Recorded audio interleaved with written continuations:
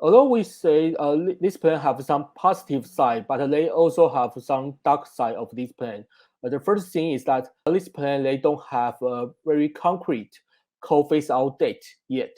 They only say in by year 2050, all the coal-fired power generation will become the back out only by year 2050. But according to my research, if we want to reach the net zero by 2050, we have to fully phase out all the coal generation by year 2035. So this plan, although we set out a target for the year 2050, but we don't upgrade our emission reduction target for year 2030, which contradicts to the global practice. The government still say, okay, for the year 2030, they are still keep the original target, which was reducing 20% of the emission compared to the 2005, which is not ambitious enough because according to my research, we have to reduce by 40% by 2030. So I saw that you tweeted that Taiwan gets some of its gas, like 20% of its LNGs from Russia.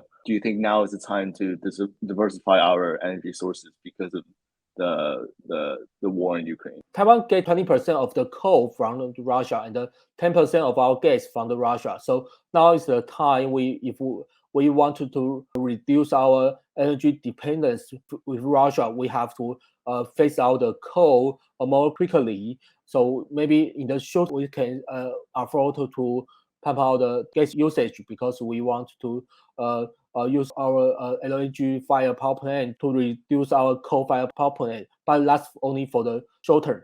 But basically, in this strategy, they have the first time to emphasize that net zero strategy have implication in terms of the national security. So they say we can lower our energy dependence with this net zero strategy. We can enhance our energy sufficient rate to more than from the 2% in the meantime to more than 50%